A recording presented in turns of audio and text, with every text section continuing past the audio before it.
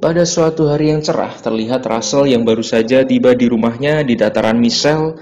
Ia dan keluarganya dikisahkan telah tinggal di sana selama 9 tahun.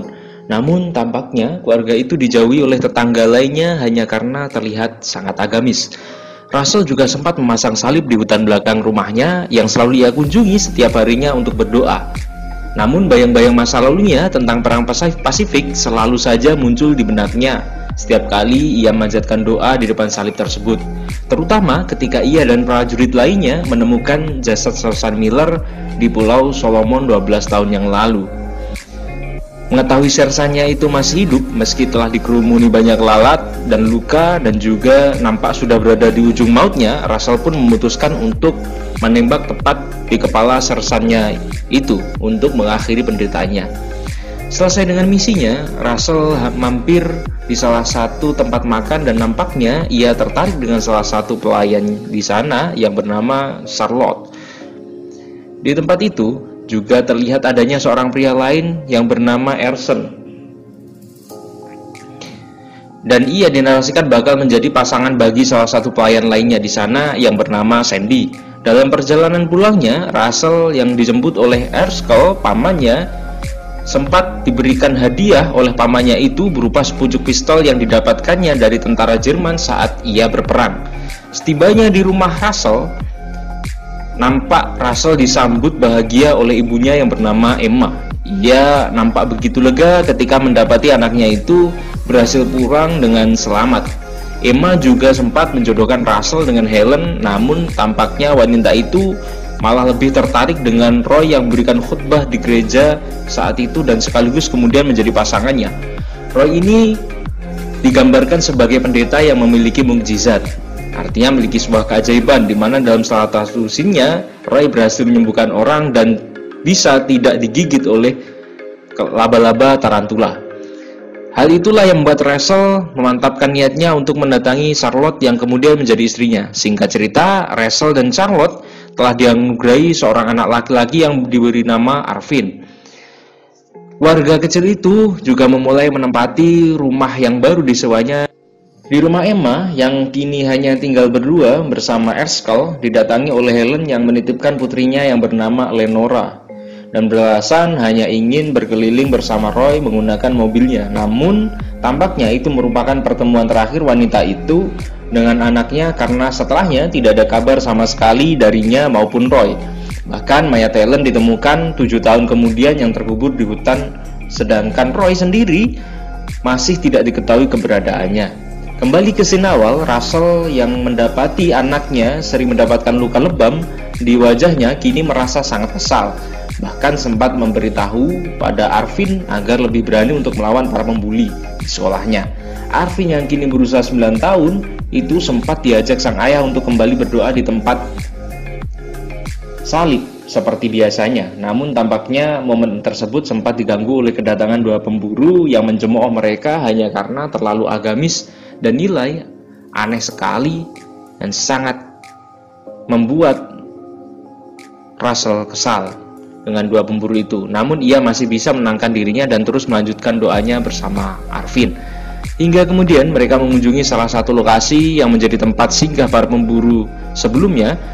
Dan dengan tidak santuy, langsung gerusak-gerusuk, Russell pun menghabisi kedua pemburu tadi, memukuli hingga babak belur di tempat tersebut, seraya menegaskan bahwa pembalasan harus dilakukan di waktu yang tepat. Itu pesan Russell pada Arvin. Kemudian mereka pun bergegas pulang setelah cukup puas dengan aksi balas dendam pada dua pemburu tadi. Setibanya di rumah, Arvin yang sempat ingin memamerkan aksi karena ayahnya tadi memukuli para pemburu yang mengejek mereka kepada ibunya itu malah dikejutkan dengan ditemukannya sang ibu yang sudah tergeletak tidak sadarkan diri. Dan ternyata ia diketahui mengidap penyakit kanker ganas. Dan menyadari kondisi istrinya yang tak mungkin sembuh, Russell sempat mengajak anaknya untuk berdoa di hadapan salib untuk meminta agar Tuhan memberikan kesembuhan pada Charlotte. Russell semakin maniak, saking bingungnya dia sampai mengorbankan anjing dari Arvin dan membuat Arvin sangat sedih. Hari-hari pun mereka lalui dengan terus berdoa di sana, namun kanker yang semakin ganas itu akhirnya merenggut nyawa Charlotte. Di area pemakaman, nampak kesedihan yang kini harus kehilangan sang ibu. Hal yang sama juga dialami Russell yang nampak frustasi hingga pada malam itu juga ia ditemukan menghabisi dirinya sendiri dengan menyayat pergelangan tangannya di depan salib. Kembali ke 7 tahun yang lalu, Roy yang sempat disengat lebah karena biasanya Roy ini memiliki mukjizat tidak bisa disengat laba-laba. Tiba-tiba dalam suatu khotbahnya dia disengat lebah saat memberikan khotbah hingga membuat wajahnya lebam. Kini diketahui sedang mengurung dirinya dalam lemari. 2 minggu ia lalui hari-harinya dalam lemari untuk introspeksi, untuk memahami ada apa dan apa masalahnya. Bukannya merenung dan mengetahui hasilnya, tapi dia semakin gila. Pria itu sekarang malah semakin menggila dengan menganggap bahwa sengatan lebah itu merupakan ujian yang diberikan Tuhan sebelum ia diberikan rahmat yang lebih besar nantinya.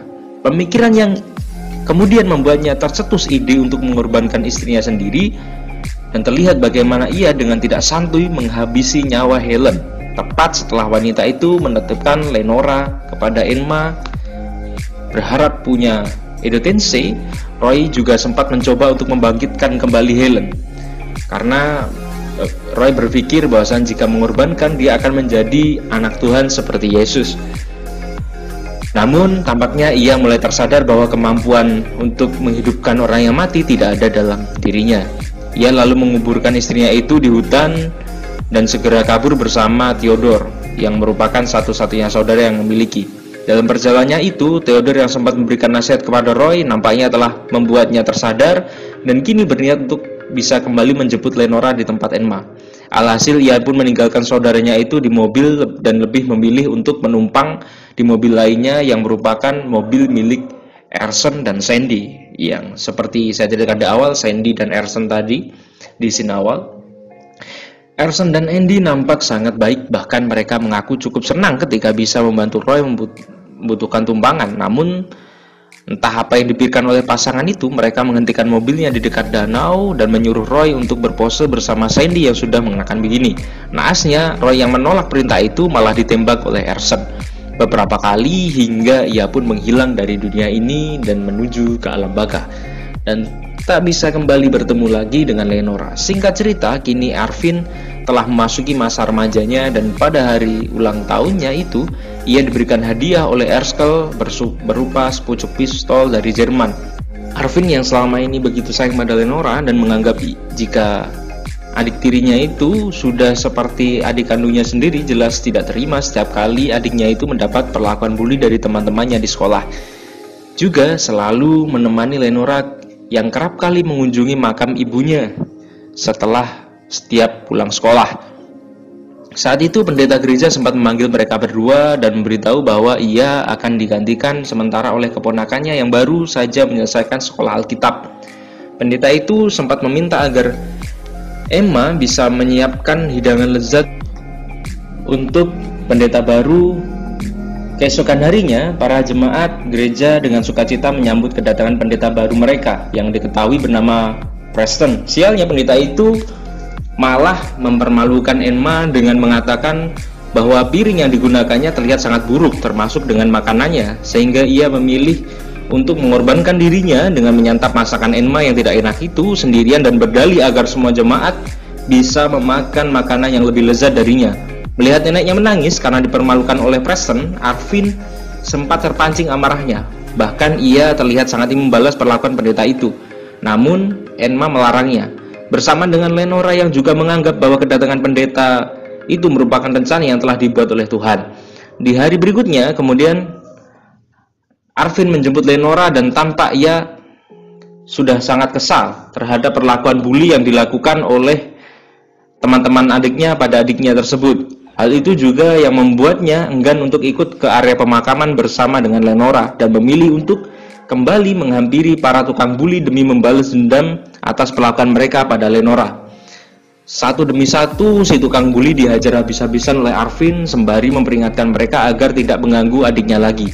Arvin yang nampak telah memahami betul apa yang dikatakan oleh mendiang ayahnya bahwa membalas dendam harus dilakukan di waktu yang tepat. Sementara itu, Lenora yang sedang membaca Alkitab di makam ibunya kini harus berteduh di gereja karena tiba-tiba hujan besar di sana. Sialnya, si Preston tadi, pendeta baru yang mendapati hal itu, malah mengajak Lenora berkeliling menggunakan mobilnya untuk berdoa di tempat sepi. Pria itu juga sempat berdalih bahwa Tuhan akan cukup senang bila melihat orang mempersembahkan tubuhnya sembari melepaskan pakaian. 3 bulan setelahnya, diperlihatkan Sandy yang kini sedang berencana untuk kabur, dan karena merasa sudah cukup lelah dengan semua petualangan yang selama ini mereka lalui, namun wanita itu malah mengurungkan niatnya dan kembali ke tempat tinggal mereka. Sandy juga sempat didatangi oleh Leigh, yang merupakan kakak kandungnya sekaligus juga sheriff yang sempat menolong Arvin kecil saat mendapati ayahnya tewas bunuh diri di kala itu. Di tempat tersebut, Leigh sempat mengatakan bahwa dirinya akan mengikuti pemilu dan berharap agar Sandy tidak berbuat aneh-aneh yang justru berpotensi untuk menggagalkan dirinya dalam pemilu itu. Hal itu seperti menandakan bahwa selama ini sebetulnya Leigh mengetahui tentang kelakuan sang adik. Bahkan ia juga tidak begitu terkejut ketika mendapati foto Sandy yang sedang bersamaan dengan salah satu korbannya yang pernah dibunuh oleh Sandy dan suaminya. Keesokan harinya, pasangan psikopat itu pun kembali melanjutkan aksinya, dan kali ini mereka bertemu dengan seseorang prajurit yang bernama Gary. Di lokasi yang sepi, aksi itu pun dilakukan. Dari sini juga terungkap bahwa Erson mendapatkan kepuasan ketika berhasil menghabisi modelnya. Seolah bosan dan tak tahan lagi dengan aksi yang selalu dilakukan oleh Erson pada semua modelnya, Sandy diam-diam menghubungi pihak militer untuk melaporkan aksi pembunuhan yang baru saja dilakukan oleh Erson pada Gary. Kembali ke Arvin, ia yang sempat duduk santai bersama Erskine kini mendapati Lenora yang terlihat sedang sakit dan sempat muntah di kamarnya. Perempuan itu diketahui sedang hamil dan merasa sangat malu. Terlebih Preston yang jelas-jelas menghamilinya malah tidak mengakui perbuatannya. Bahkan Preston malah menilai bahwa Lenora selama ini mengalami delusi. Alhasil ia pun memutuskan untuk gantung diri malamnya setelah mengalami depresi berat. Pemakaman Lenora juga tidak dihadiri oleh siapapun hanya karena Preston sempat menyatakan dalam khotbahnya orang yang bunuh diri tidak pantas untuk didoakan. Kemudian di suatu hari, Arvin yang baru selesai dari pekerjaannya dihampiri oleh seorang sheriff yang menyatakan bahwa tim forensik menemukan adanya janin dalam perut mendiang Lenora. Mendengar hal itu, artinya Arvin yang selama ini selalu penasaran atas penyebab aksi bunuh diri adiknya langsung mengarahkan tuduhannya pada Preston karena ia merasa adanya kejanggalan dari Lenora yang selama 3 bulan ini selalu ingin berangkat sendiri ke makam ibunya yang memang berada satu lokasi dengan gereja. Namun tidak ingin gegabah, ia memilih untuk mengintip Preston terlebih dahulu untuk mengetahui aktivitas apa saja yang dilakukan oleh pendeta bejat itu. Dan benar saja, kelakuan yang tidak baik ternyata masih saja dilakukan oleh Preston dengan dalih lagi-lagi agama.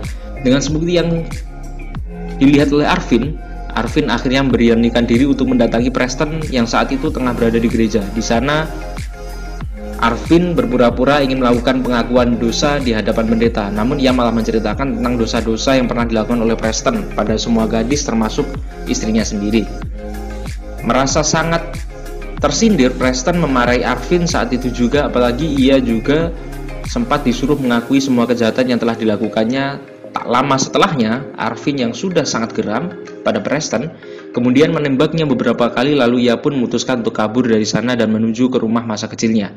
Di sana ia bermaksud untuk memperbaiki banyak hal tentang mendiang ayahnya yang dianggapnya telah membebani hatinya selama ini. Sialnya di perjalanan malah terhenti karena mobil yang dikendarainya tiba-tiba macet di tengah jalan yang memaksa Arvin untuk mencari tumpangan dari mobil lainnya yang melintas di jalan tersebut. Sehingga kemudian ia pun dihampiri oleh mobil Erson dan Sandy yang kebetulan sedang mencari korban mereka selanjutnya. Seperti biasa, Erson meminta untuk berhenti sejenak di tempat sepi dengan berdalih ingin buang air kecil. Namun Arvin yang selalu mengingat pesan ayahnya tentang banyaknya orang jahat di luar sana dan jangan percaya pada siapapun, jelas menyadari bahwa pasangan yang ada di depannya saat ini bukanlah orang baik. Terlebih, ia juga sempat melihat pistol yang dibawa oleh Erson ketika pria itu turun dari mobil. Penembakan pun terjadi. Arvin yang sudah bersiap dengan pistolnya langsung menembak Erson yang saat itu akan membukakan pintu untuknya. Namun nasib malang justru dialami oleh Sandy yang ia sebetulnya sempat berpikir untuk kabur dari Erson bersama dengan pria muda yang ada di hadapannya dan kini malah harus ditembak terlebih dahulu oleh Ervin. Artinya mendapati adanya foto-foto aneh dan kejanggalan atas perilaku pasangan tersebut, akhirnya melaporkan pada pihak kepolisian setempat di waktu yang bersamaan. Lee yang sudah sangat kesal dengan kelakuan para penyuap sejak ia terpilih dalam pemilu kemarin, akhirnya memutuskan untuk menghabisi nyawa mereka, namun ia itu tidak lantas membuatnya tenang begitu saja. Karena kali ini ia mendapati berita soal pembunuhan yang terjadi pada Sandy adiknya. Sheriff itu pun dengan segera mendatangi TKP sesuai dengan laporan tadi. Bukannya terkejut atas kematian adiknya sendiri, ia malah lebih memikirkan nama baiknya. Hingga kemudian ia teringat kembali dengan foto-foto yang sempat ditemukannya di tempat tinggal Sandy. Dengan cepat Lee pun bergerak pergi mendatangi tempat tinggal Sandy dan membakar seluruh foto korban yang ditemukannya di tempat tersebut. Kembali pada Ervin, ia yang telah sampai di daerah yang bernama Knoxtiff sempat bertemu dengan pria tua yang dulu juga pernah menolongnya ketika ayahnya tiada. Pria tua itu juga mengabarkan soal kematian Sandy yang merupakan adik dari Lee, yang juga pernah menolongnya. Sementara itu Lee yang masih terus penasaran terhadap sosok pembunuh Sandy, akhirnya mulai menemukan petunjuknya setelah salah satu rekannya mengungkapkan soal pembunuhan yang terjadi pada pendeta Preston. Di hutan belakang rumah lamanya dulu, Ervin mulai biasa menerima semua hal yang sempat dialaminya semasa kecil, namun tak lama kemudian suara langkah kaki terdengar tak jauh darinya, dan itu adalah Lee yang kini sudah membawa senapan untuk menghabisi Ervin di tempat tersebut. Ervin yang mengetahui bahwa dirinya sedang terancam sempat mengungkapkan alasannya membunuh Preston serta Sandy dan Erson yang punya motif dan merupakan orang yang jahat. Namun karena Lee sudah memiliki dendam pada Ervin yang telah membunuh adiknya, jelas tidak akan melepaskan begitu saja. Hingga kemudian mereka berdua melepaskan tembakannya masing-masing, dan beruntungnya tembakan Ervin tepat mengarah ke tubuh sheriff itu. Dalam kondisi syarat, Ervin juga sempat memperlihatkan foto bukti kejahatan Sandy dan Erson. Lalu ia pun memasukkan beberapa foto tersebut kepada saku Lee dan meninggalkannya di sana. Ervin yang mendapatkan tumpangan di salah satu mobil sempat terlihat sangat mengantuk. Namun ia berusaha untuk tetap terjaga menghindari kejadian buruk seperti yang sempat dialaminya di mobil psikopat tadi. Dalam lamunannya itu, Ervin sempat membayangkan bagaimana kejadian yang telah dilaluinya selama ini, termasuk beberapa kemungkinan yang bisa terjadi padanya di kemudian hari. Mulai dari kemungkinannya untuk terbebas dari jeratan hukum, membangun keluarga kecil bersama wanita idaman yang sangat legit, atau malah menjadi tentara seperti mendiang ayahnya dulu. Kemudian ia yang tak bisa lagi menahan kantuknya akhirnya terlelap dalam perjalanan itu, dan film pun berakhir. Film ini sekilas seperti random, tetapi jika kita pahami maknanya, bahwa film ini mengajarkan kepada kita orang yang paling lekat dengan agama pun tidak menutup kemungkinan untuk berbuat jahat. Dan film ini memberikan gambaran pada kita bahwa seluruh manusia di dunia ini merupakan orang yang buruk, memiliki sisi buruk dan sisi gelap masing-masing. Ada orang yang mengatasnamakan Tuhan untuk melampiaskan birahinya, ada orang yang hanya memikirkan tentang jabatannya, dan ada orang yang memiliki kelainan dengan membunuh orang secara random. Film ini menggambarkan bagaimana buruknya sifat dasar manusia. Mungkin cukup sekian dari saya, semoga menghibur dan bermanfaat. Dari saya, Assalamualaikum warahmatullahi wabarakatuh.